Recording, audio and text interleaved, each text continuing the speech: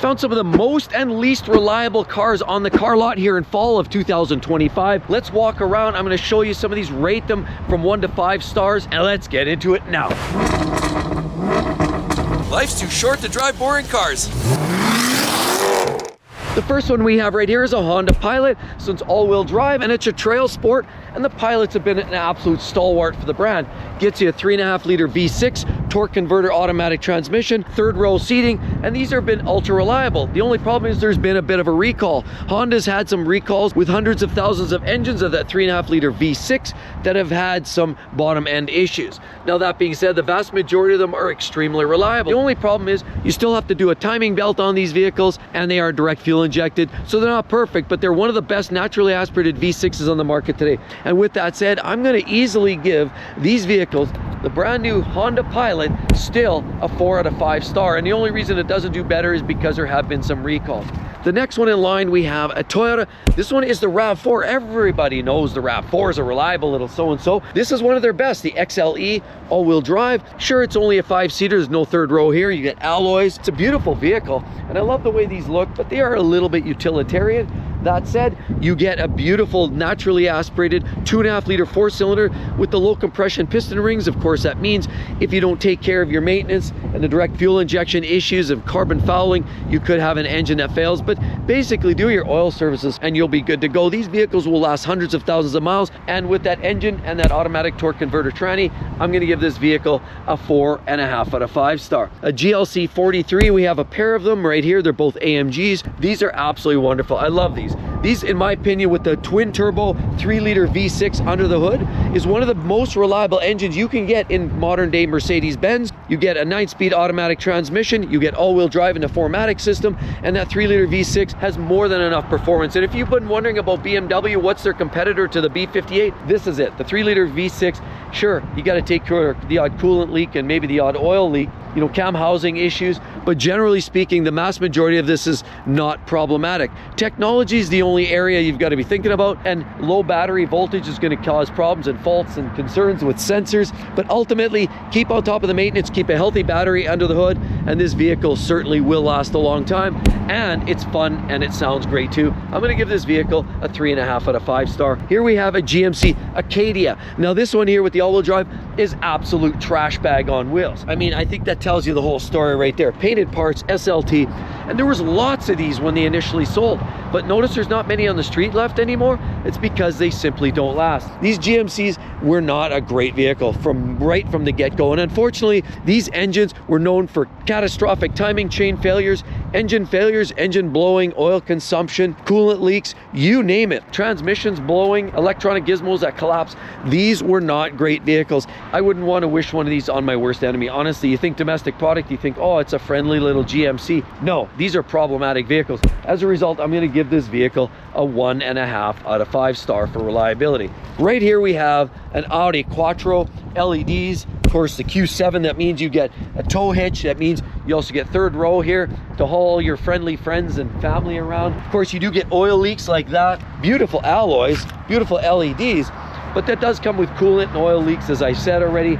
Turbo engines that do cause potential high maintenance bills, and they're not the most reliable vehicles. Audis kind of generally often aren't, and as a result, this vehicle is going to be, with the TFSI engine, you're talking about a 2.5 out of 5 star. Right here we have a Jaguar SVR F-Pace. Now the F-Pace is one of my favorites. Yes, it's unfortunate what's happened with the rebrand with Jaguar. You do get the quad tips though, and it's an absolute glorious vehicle. Big wheels, look at these nice detailing. The interior is gorgeous, and a big sliding roof. Of course, lots of accents in the SVR, because the SVR is the upscale hot version of the F-Pace. The SVR means you get that exclusive supercharged V8, not twin turbo, supercharged 5-liter V8 engine that makes about 550 horsepower, made it up to a ZF 8-speed automatic transmission, one of the most reliable.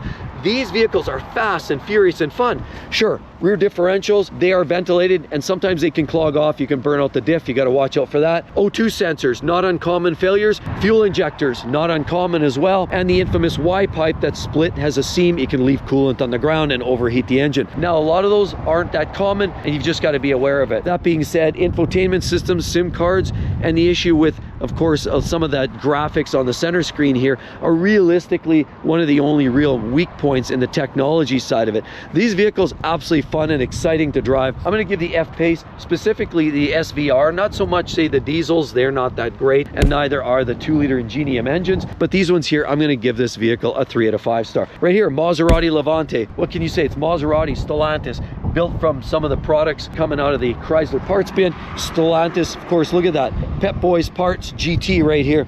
Now, it does look sharp, and the interior is spectacular. It definitely has that Italian flair. Maserati and that big pitchfork of despair. Of course, nice detailing there. I like the LED headlights. It's Maserati, it's Stellantis, it's Chrysler, and the products are not really all that reliable. I'm going to have some fun with this on a short-term lease. Otherwise, I probably wouldn't buy one for the long term, because this Maserati Levante here is probably going to cause me excessive amounts of depreciation as well as excessive amounts of maintenance costs. We're talking about a 2.5 out of 5 star. It's not as bad as a lot of people say. It's just that the cost of maintenance and ownership is really high. Right here we have an ST Buick Envision.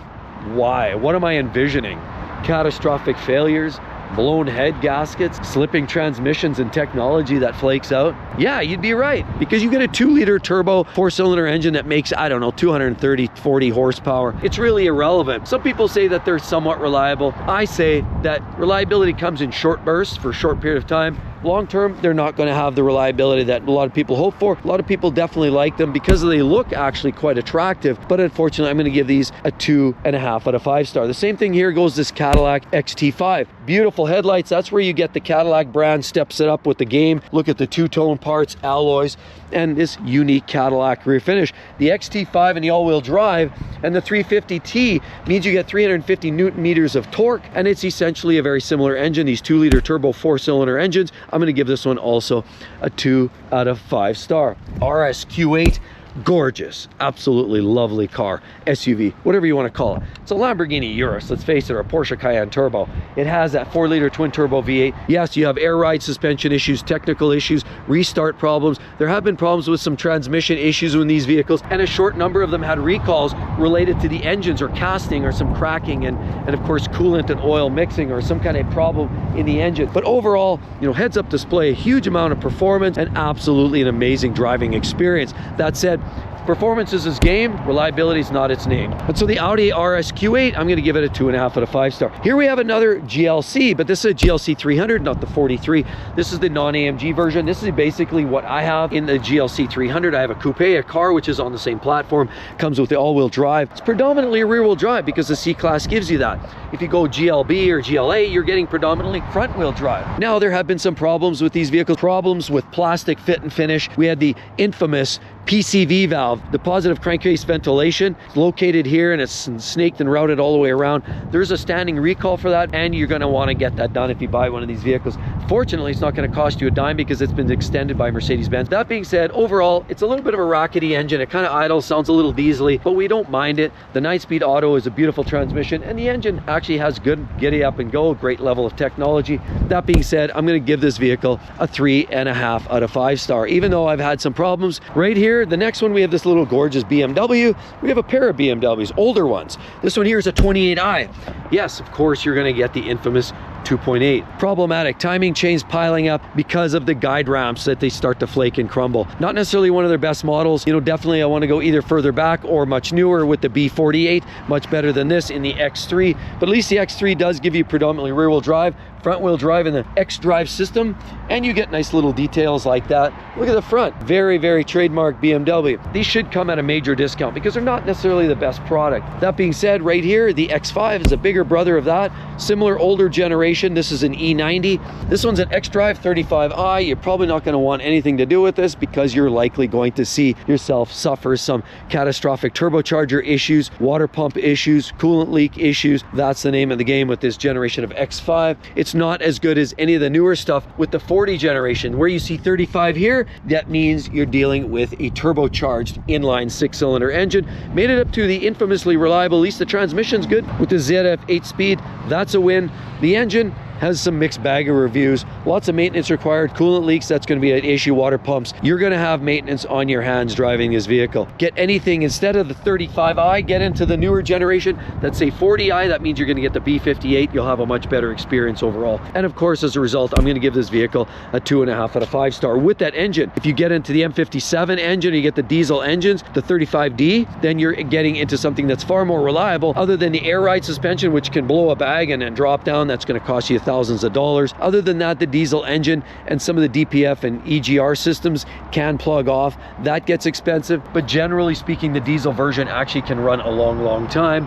hundreds of thousands of miles if you take care of it. And that one I would rank a lot higher, probably closer to 3.5 star. Right here we have a Jeep Grand Cherokee. Forget about it. It's Jeep, Stellantis, we know what's up. And a lot of that is the tip-em. Totally integrated power module in the Jeep Grand Cherokee. That means issues with electrics, lights, gauges, flickering, coming on, coming away, going away. Maybe power windows don't work. That is a common issue. Transmissions have been issues in older cars. The newer ZF transmissions are a little bit better, but unfortunately a lot of the engines aren't that amazing either. We actually know somebody who actually has a similar generation Grand Cherokee and their engine just blew right outside of warranty. So I don't trust the brand any more than I could probably throw them. So at the end of the day, I'm going to give this vehicle a 2 out of 5 star. Right here we have an absolute glorious vehicle. I love this car. It is one of the hottest cars on the market right now, the RS7 by Audi. This thing is a beast. We're talking, in the 600 plus horsepower range, all-wheel drive, 0 to 60 in 3.1 seconds. These things are absolutely animals. Lots of gorgeous carbon fiber down there, carbon fiber here, big sliding roof,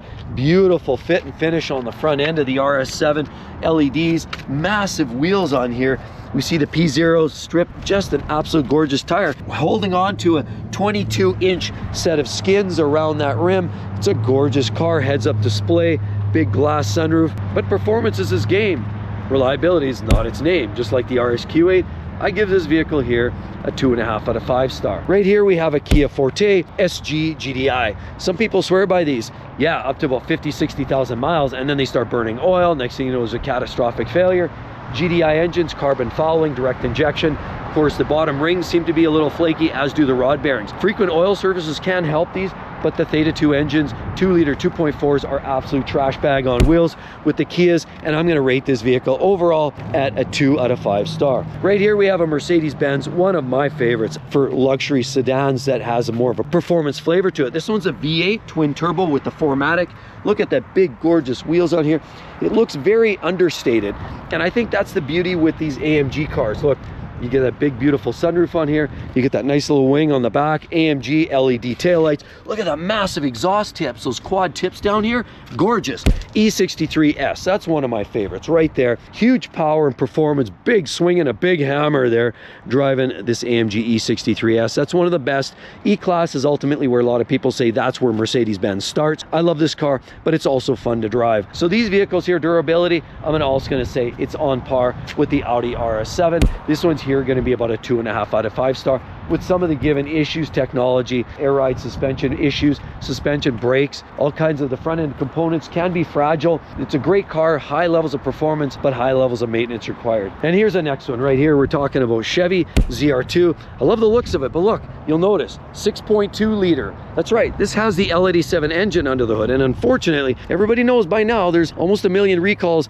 associated directly to that L87 6.2 liter V8. Sure, you get the big mud terrains, you get the big plastic two-tone. It's a gorgeous looking vehicle, big stepping guards on there, rear sliders, lots of beautiful finishing. Look at the taillights, ZR2. This is a very muscular looking truck. I definitely love these things. For the looks of them, the sound of them, get that split tailgate. ZR2, again, nice badging, step guard right there. It just allows you to step up in to grab your goodies out of the box. But unfortunately, the L87, we know what's been going on with that. A lot of problems, of course, related to the bottom end, the crankshaft and the bearings, wiping them out. In some cases, Chevy's doing this deviation test to look how much movement there is laterally on the crank to cam measurements, as well. Should be a 50% split in terms of velocity around the rotation. Also, on top of it, there's issues with the source and where those crankshafts are coming from. A lot of people are alleging that's coming from a Mexican manufacturer that has created a problem because they're not properly polished and finished. Out of tolerance, the bearings are wiping out, and now that's a big issue. Some of the administrative factors on this, we're going to put a heavier grade of oil in there because Chevy was going and basically piss water oil in these allegedly, and now they're going to step it up in some cars that actually haven't failed yet. That's one of the proactive measures. So I'm going to give that truck there, unfortunately, a 2 out of 5 star. Right here, Ford, what can you say? Whole host. This is essentially the king of recalls. And whether you have the 2.7 and the 3 liter, there's an intake valve issue with some of those being recalled from the supplier. Bad news there. Recalls almost every single engine. The 3.5 liter V6, one of the better engines, same as the 5 liter Coyote, one of the better engines. It's a gorgeous truck and definitely not necessarily the most reliable vehicle on the road, but currently with what's going on in the truck market, you can't deny that Ford's probably one of the best go-tos right now for reliability. It's not a reliable truck, but overall, compared to the GM and the risk that you take with some of those big engine failures, I'm going to say most engines that you're finding in Ford, particularly with the 3.5 or the 5 liter, you're likely going to experience a fairly high amount of miles on these vehicles. Take care of the maintenance. Any strange noises, get it in right away. Cam phasers can be a problem. Look after that carbon fouling, which does leak in there because, of course, again, it's a direct injected engine. EcoBoost means you do have turbocharger issues, sometimes wastegate problems. I'll give this vehicle a 3 out of 5 star. Audi S5 right here, LEDs.